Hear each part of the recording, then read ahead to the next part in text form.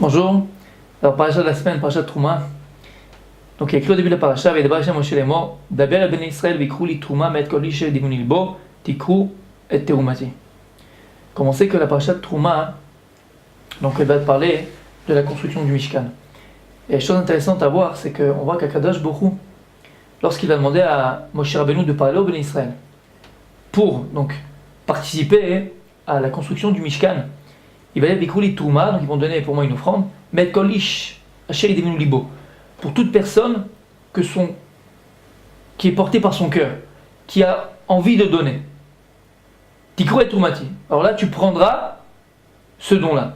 Donc on voit que le don qu'Akadosh Borou va attendre, Kol Ish Israël, écrit de chacun, c'est le don du cœur. On va essayer de s'arrêter un petit peu sur ce lien de l'Idiout Aled.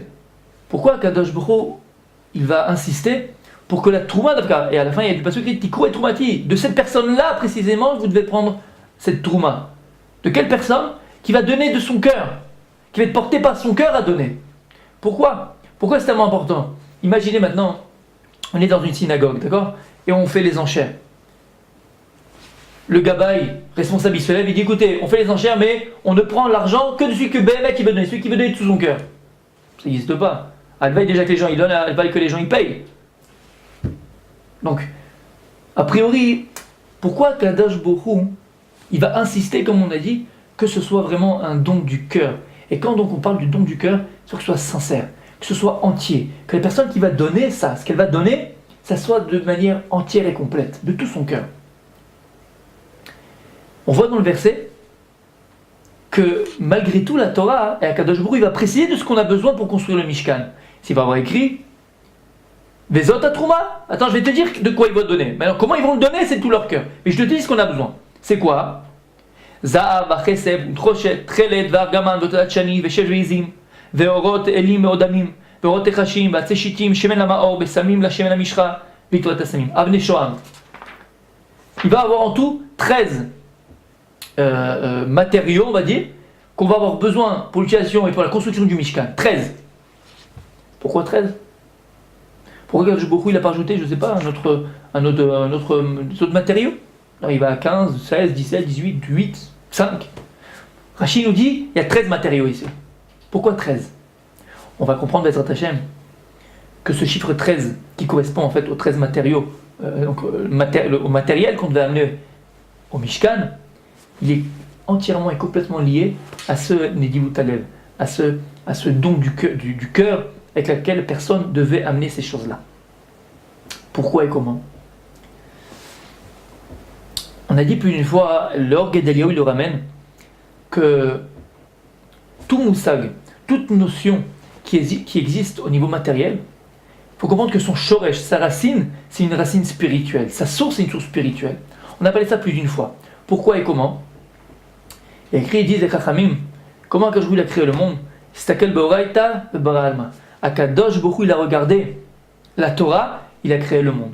Ça veut dire quoi? Pour que nous, à notre niveau, on puisse comprendre. C'est que, qu'est-ce qui va donner vie? Qu'est-ce qui va donner naissance à toute cette matérialité? C'est la lumière de la Torah. Et dans notre terme, c'est la lumière divine. Dans cette lumière divine qui est infinie, c'est la lumière de Dieu lui-même. Pour, entre guillemets, qu'elle puisse se matérialiser, finalement, elle va se contracter, et la contraction de cette lumière divine va, entre guillemets, donner naissance à quoi? À la matière, Nid Gashem, comme il dit. C'est ça qui va devenir, qui va donner naissance à la matière. Si on comprend ça, on comprend que tout ce que l'on voit autour de nouveaux matériels, finalement, c'est un leurre, puisque sa source, elle est spirituelle. Ce que je touche, ce que je vois au niveau matériel, finalement, c'est quoi? C'est quelque chose de spirituel qui s'est matérialisé. Parce qu'il n'y a pas d'existence finalement à la matière. La matière elle a un début, elle a une fin. Sa source d'existence, elle est spirituelle. Et dans chaque chose de la création, la plus grande, la plus petite. Si on comprend ça, par exemple, lorsqu'on va parler de kesef ou de za'av, lorsqu'on va parler d'argent ou d'or, il faut comprendre que, au niveau matériel bien sûr, il faut comprendre que sa source, c'est une source spirituelle. C'est qu'il existe dans le ciel, au niveau spirituel, une force qui s'appelle Zahav, qui s'appelle l'or, une force qui s'appelle Kesef, qui s'appelle l'argent, des rochettes qui s'appelle cuivre, et qui va donc, cette force spirituelle, cette lumière spirituelle, qui va se contracter au niveau de notre monde à nous, et qui va donc donner naissance à ce qui s'appelle aujourd'hui au niveau matériel, ce qu'on sait c'est l'or, ce qui s'appelle le kesef, ce qui s'appelle l'argent, ce qui s'appelle le cuivre. Mais sa source, c'est une source spirituelle. Si on comprend ça, hein, alors on va comprendre. C'est que lorsqu'Akadosh Baruch Hu, il demande d'amener à toute personne, avec son cœur, c'est des notions spirituelles qui existent aussi au matériel. C'est ce qu'ils ont amené finalement. Ils ont amené quoi? Ils ont amené de l'or, ils ont amené de l'argent, ils ont amené du cuivre. Mais c'est finalement quelque chose de beaucoup plus profond que ça. Quand on parle de kesef, quand on parle d'or, d'argent et de cuivre, au niveau matériel, c'est l'extériorité du Mishkan. On va parler de Zahav, de kesef et de nechoshet au niveau spirituel. C'est la pnimiout, c'est l'intériorité. Et finalement, c'est l'essentiel du Mishkan. Alors, qu'est-ce que représente au niveau spirituel le kesef, le Zahav, l'argent et l'or? Il dit l'Orgue d'Eliaou, il ramène les Midrashim, il ramène les Chachamim, que le kesef, c'est le symbole de la hava, de l'amour. Comme on dit dans une chanson, Nirsof Nirsafti. On dit dans Yedi Nefesh qu'on chante au troisième repas de Shabbat, la Shlishit, Nirsof Nirsafti. Il y a un autre passage qui dit Nirsefa vegam kalta nafshi. Quand on parle de kesef, on parle de ha'ava. Le zahav, c'est quoi? Le symbole de l'or, c'est le symbole de la crainte, pardon. Regardez la ville, tous les palais royaux, c'est avec beaucoup d'or. Pourquoi? Parce que ça fait peur, c'est la royauté, c'est la crainte. Donc lorsqu'on parle d'argent, on parle de ha'ava. Lorsqu'on parle de zahav, d'or, on parle de crainte. Finalement, on voit que cette notion, par exemple, qui s'appelle argent, comme on a dit, l'argent, le kesef, finalement, une personne qui a véritablement de l'argent, on parle du kesef, et c'est pour ça, Mechila, c'est pour ça que on parle souvent de. Les gens, ils aiment l'argent, l'amour de l'argent. Ils ont après l'argent. L'argent, c'est le symbole de l'amour. Les gens, ils sont prêts à tuer pour l'argent, tellement qu'ils aiment l'argent. Pourquoi? Parce que finalement, ça va être un amour qui va être mal dirigé. On a dit le symbole de l'argent, c'est le symbole de l'amour. Cet amour, c'est quoi au niveau spirituel? Qui en fait, quand on parle de kesef, c'est cet amour qu'on devrait donner à Kadosh Baruch Hu. Simplement, quand il se matérialise, ça fait de l'argent véritable. Une personne qui le dirige mal, il le met que dans le matériel. Maintenant, on va comprendre quelque chose. Lorsque Behemet, la Torah te demande d'amener du kesef et du zahav pour le Mishkan, lorsqu'une personne, elle amenait finalement, par exemple, de l'or, ou elle amenait de l'argent, qu'est-ce qu'elle amenait? Elle ne devait pas simplement amener au niveau matériel cet argent ou cet or. Mais c'était finalement, cette personne, quand elle avait cet argent et cet or, c'était cette crainte et cet amour, au niveau de la racine, au niveau de la source, qui existait en elle, qu'elle offrait au Mishkan, qu'elle offrait à Kadosh Baruch Hu. Chose intéressante, on voit dans le Midrash, que par exemple, si quelqu'un il donnait de l'or ou il donnait de l'argent, c'est pas que maintenant, après, moi je trouve cet or ou cet argent, il va acheter, je sais pas, une chaise, ou il va acheter de la peinture, d'accord, pour peindre. Non! Cette même or, cet même argent que la personne donnait de tout son cœur pour le Mishkan, elle était automatiquement utilisée dans le Mishkan. On n'est pas les machlif ota. On ne pouvait pas la transférer. C'était impossible. Cette même or, cet même argent que tu donnais au Mishkan, on l'utilisait, elle avait sa place. Pourquoi? Parce que lorsque cette personne, elle donnait ça, elle donnait son amour et sa crainte au Mishkan. C'était son tochelek à toi. C'est pour ça qu'il dit le Midrash, on peut le comprendre maintenant, quelque chose d'extraordinaire. Il dit le Midrash qu'après la construction du Mishkan, Satan, le Yetzirah, il est venu chez Akadosh Baruch Hu, il y a mis 4 règles sur l'homme Israël. Il est venu accuser le peuple juif. Qu'est-ce qu'il est venu voir le Midrash? Il dit voir s'il n'y a pas de Gezel dans le Mishkan. Voir si ce qu'ils avaient amené les béné Israël, ce n'était pas quelque chose de volé. Alors bien sûr qu'au niveau littéral, c'est ça que ça veut dire. S'il n'y a pas volé, mais c'est plus que ça. Pourquoi? Il dit le Maharal de Prague. Quand est-ce qu'une chose elle appartient vraiment à une personne? Quand est-ce qu'un refetz, il est à toi, les shalcha? Il dit, c'est en fonction des divutalev que tu as donné pour acquérir cet objet-là. En fonction du cœur et du don de toi que tu as mis pour acquérir cet objet-là. Plus le don, il est grand, plus la divouté est grand, plus cet objet il t'appartient véritablement.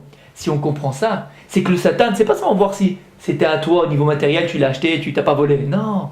Est-ce que ce Zahav et c'est nos rochettes, cette notion spirituelle d'amour et de crainte, est-ce qu'il est véritablement à toi ou pas? Dans le sens où, lorsque tu pries, tu fais Keilou, oui, bien sûr je prie. Tu montres à l'extérieur que tu crains Dieu, tu montres à l'extérieur que tu aimes Akadosh Baruch Hu. Ça, c'est un lévouche, c'est un habit, c'est superficiel. Le Satan, Yetzirah, il est venu. Cette personne qui a donné le Zahav et le Kesef, cette personne qui a son amour et cette ira et sa crainte pour le Mishkan, est-ce qu'elle lui appartient véritablement? Comment elle appartient? Si Béhémet, il s'est donné pour l'acquérir. Et ensuite, quand il a donné de tout son cœur. C'est ça que le Satan est venu à Mekatrek. Est-ce que ça l'appartient Béhémet ou pas?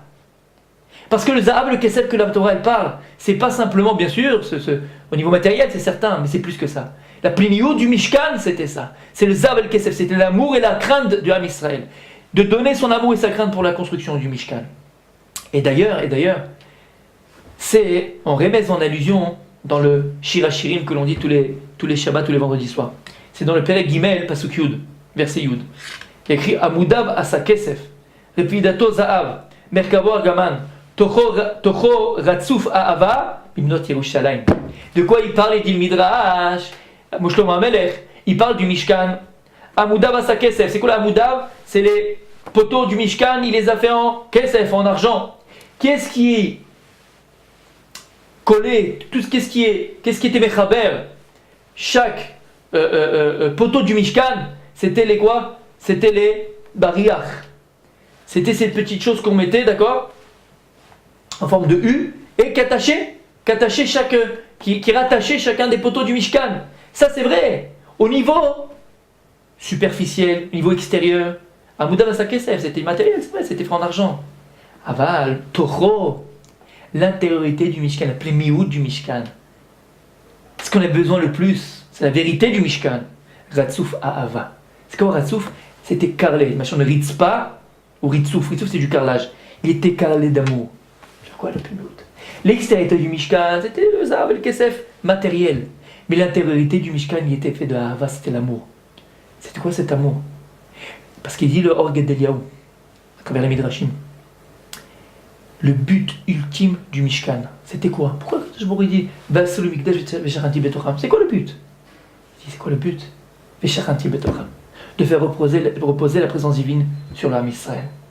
Maintenant, la condition sine qua non pour pouvoir faire reposer la présence divine sur l'âme Israël, c'était quoi? Tocho Ratzuf Ahava. C'était l'amour. Il fallait que l'intériorité du Mishkan soit Ahava. Comment s'est créée cette Ahava? Cette Ahava, cet amour, c'est le réceptacle de cette Shrina, de cette présence divine. Comment elle va être créée? Et c'est la condition sine qua non pour que ça se réalise. Comment? Nidivut Alev. Par le don de chaque Ben Israël. Par le don. Quand la personne va donner entièrement d'elle-même, entièrement sans rien laisser, elle va donner entièrement et sincèrement, à partir de ce moment-là, on dit Toho Ratzuf Abba. C'est quoi le symbole du Ritzpa? C'est quoi le symbole du parterre, du carrelage? C'est qu'un carrelage, comme on l'a dit, il fait de petits carrés. Et c'est quoi des petits carrés? C'est des individualités.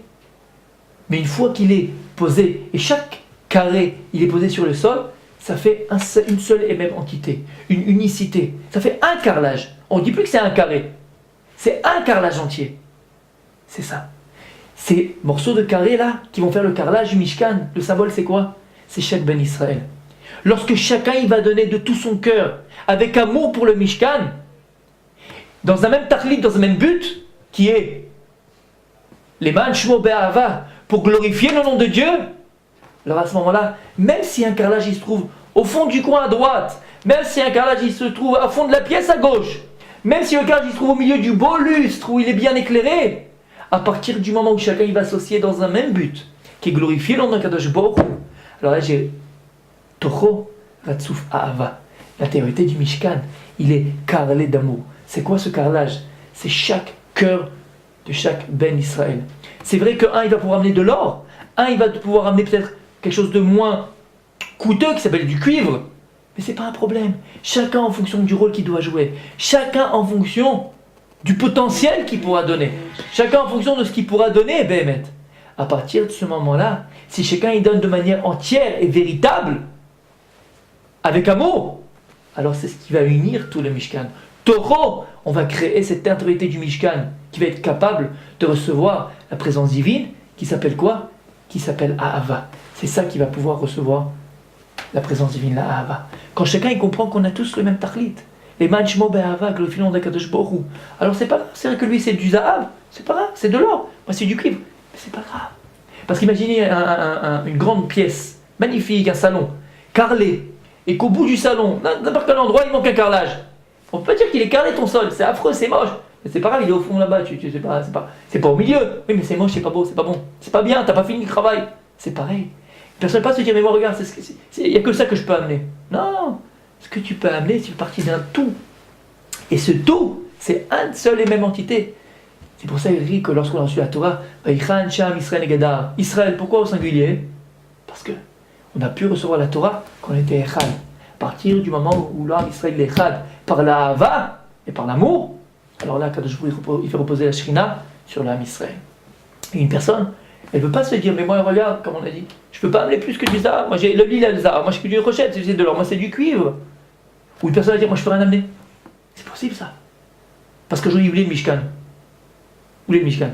C'est les synagogues, c'est le Beth Midrash, c'est les endroits d'études. C'est ça le Mishkan d'aujourd'hui. Où Dieu il fait reposer sa Shrina, la présence divine. Dans les synagogues, dans les maisons d'études.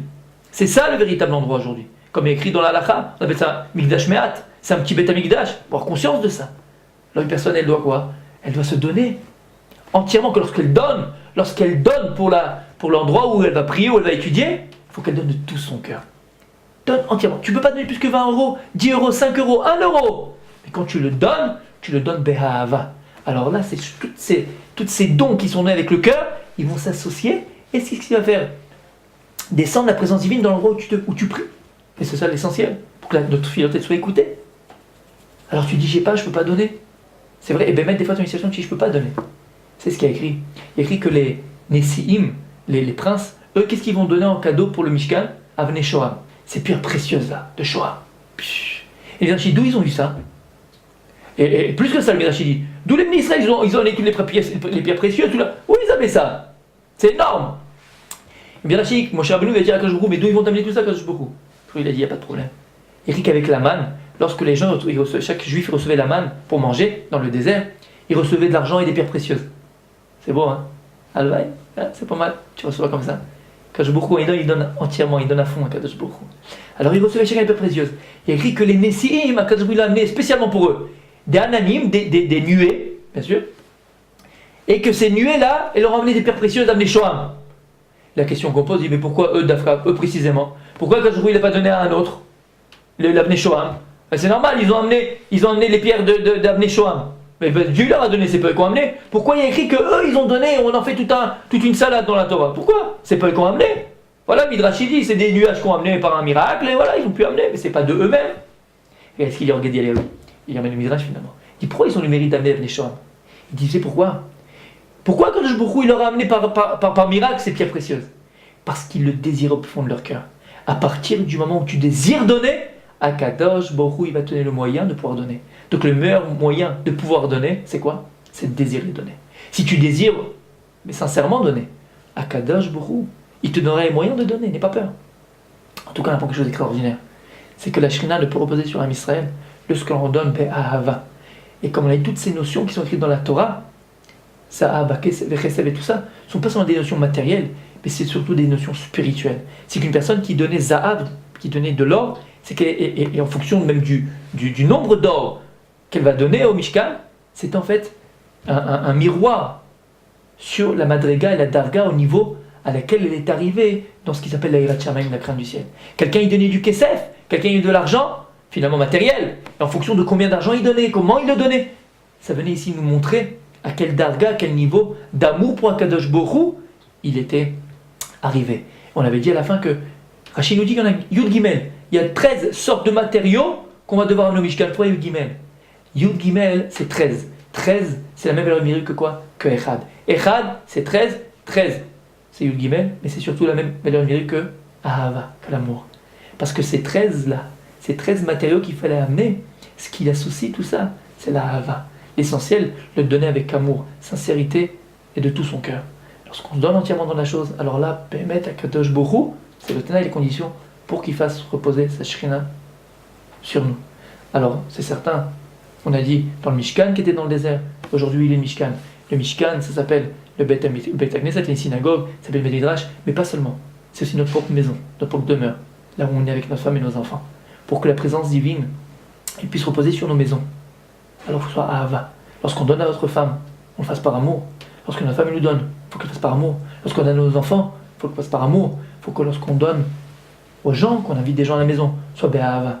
Lorsqu'il y a le Yud Gimel à la maison, sur ces les Yud Gimel Midot, les 13 attributs et tout ça, tout Yud Gimel, on le voit souvent, c'est la Hava. Parce que le seul moyen de faire reposer la Shrina, la présence divine, c'est lorsqu'il y a une unité. Ahava, c'est Echad, c'est un, c'est l'unité. Quand il y a l'amour, il y a l'unité, alors quand le bruit repose.